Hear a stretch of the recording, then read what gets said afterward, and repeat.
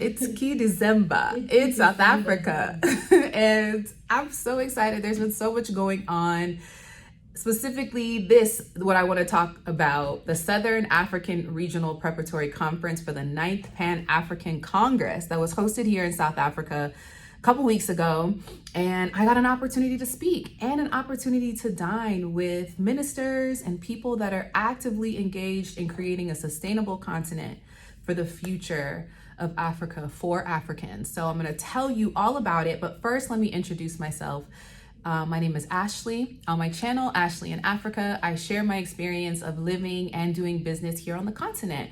I'm currently in South Africa, about to celebrate a year being here, which is completely wild. I'm also the founder of Afrika Investors Academy, a community of entrepreneurs and investors building businesses that are location-independent businesses for the future growth of Africa. People that are building tourism businesses, agribusiness, professional, personal development businesses, retreat businesses, and the like. So if that sounds interesting to you, please be sure to like this video and share it with someone who would find value in it as well. It's been so much going on. Y'all haven't seen me as regularly as you're used to because we've been working and the girls have just finished their first year of school. We'll talk more about that, but in preparation for this conference, I had to prepare a speech. I had no idea how amazing it was going to be until I actually was there, and I can't wait to share that footage with you as well. But first, I was hosted by the minister, Naledi Pandor. The ambassadors, especially from our region of Africa, for joining us for this, which is essentially an AU assignment that Professor Juicy has taken up. Who is an audacious leader speaking against neocolonialism boldly and unapologetically. And it was an honor to be in her space and her presence with other ministers, including ministers of international relations from Angola, Namibia, Togo, Ethiopia, Malawi. It was incredible. I was super nervous. If you haven't gotten an opportunity to check out the short that I posted, I'll also link that below. But the dinner was a very small room of people really speaking about investment opportunities and sustainable industries for the growth of Africa for Africans. And in the talk the following day, I spoke specifically about building a better continent and the role of African diaspora youth. One of the biggest questions that was asked was, how is the diaspora defined? And it was really interesting because certain leaders do define the diaspora differently. And so in Tanzania, for example, when they talk about diaspora, they talk about descendants of Tanzanians. And in other contexts, the diaspora is descendants of those that were enslaved from the continent. So getting really clear around that messaging is really important and key for future legislation and policy making, because it seems that some of the countries and leadership in the country are really a bit disconnected when they talk about diaspora. But it was great for that to be discussed in the context of this conference, because the focus of this conference was really talking about the sixth delegation, which is considered the African diaspora living outside of the continent.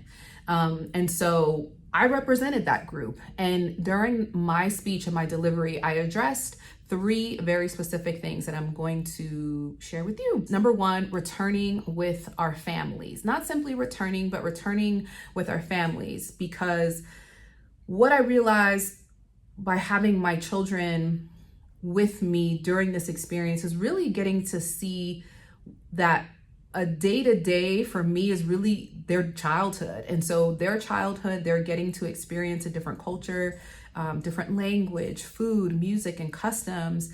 And while the fear of doing this thing is often, what are the children going to adjust? What are the children going to do? Or how are they going to feel? And the reality was they adjust easier than the adults. And them being here, seeing them grow up in a space and an environment where they're represented, they can see themselves in leadership, they can see themselves on the money, they can see themselves without it being the first, right? These representations are literally ingrained in the society. It matters. And so it was the convincing factor for me to say, this is exactly where these girls need to be raised and brought up, because this is a place where they can thrive outside of being young Black girls. And that is so important, especially for young families, because it's great to tour and to come and travel and visit. And that is absolutely important. And that is the role for many diasporan youth. But if we're going to talk about sustainability, returning with our families makes it so that we can actually see ourselves building legacy and building a life here on the continent.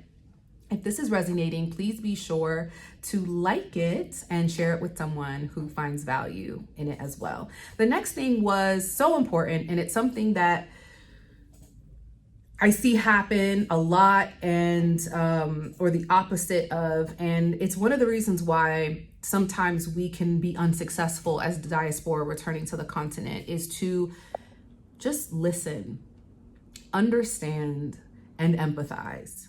Those things are so important, because as Americans, specifically diasporas from America, we've been told so many things about the continent. We think we know things, and we think we come from a place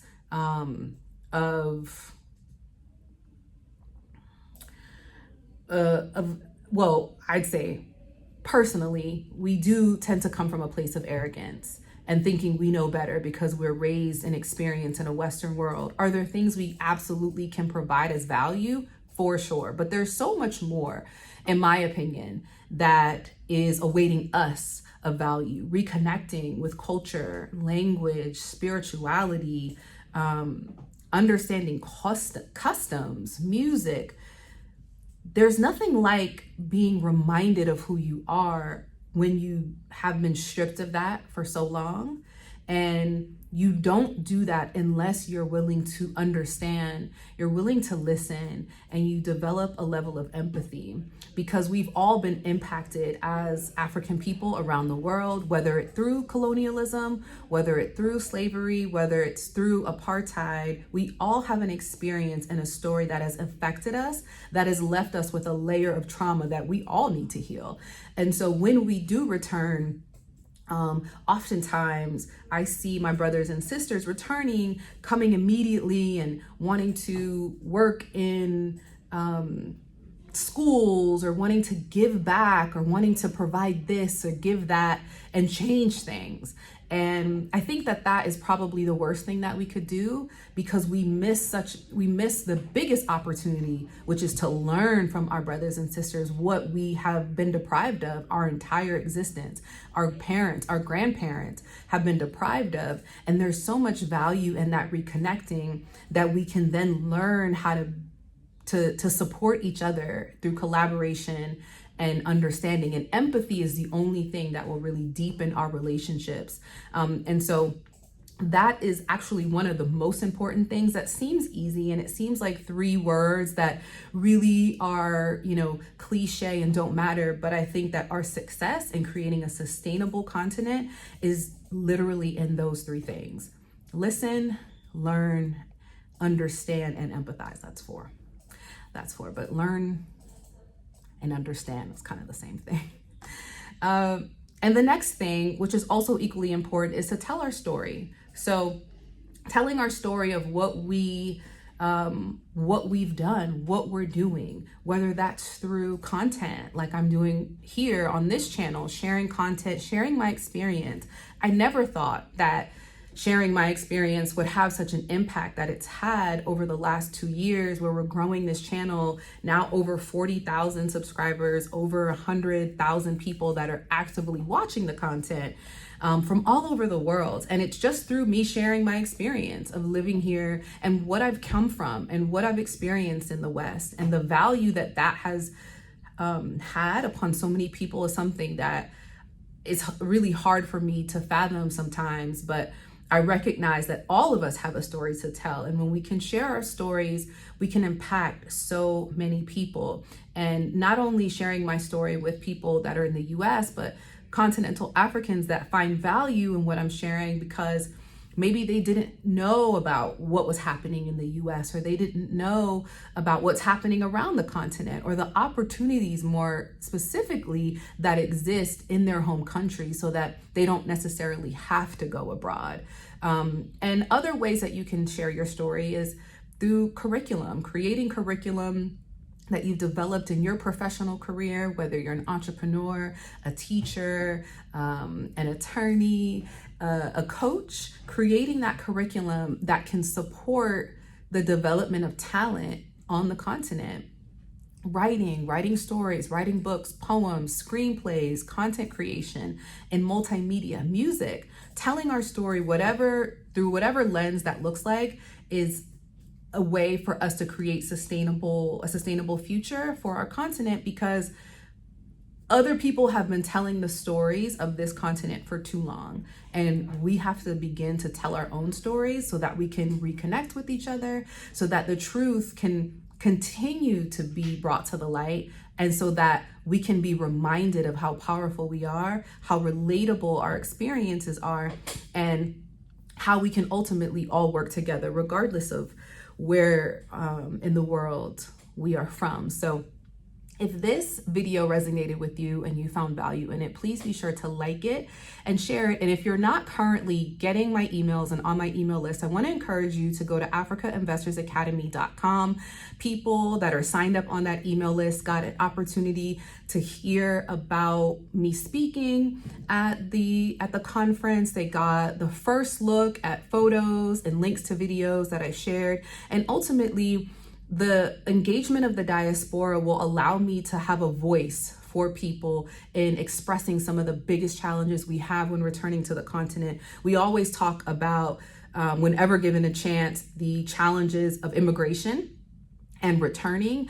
And if you're a part of this email community, you will be able to share with me some of the things that you're really concerned about that I can then support on your behalf. So please be sure to go to AfrikaInvestorsAcademy.com.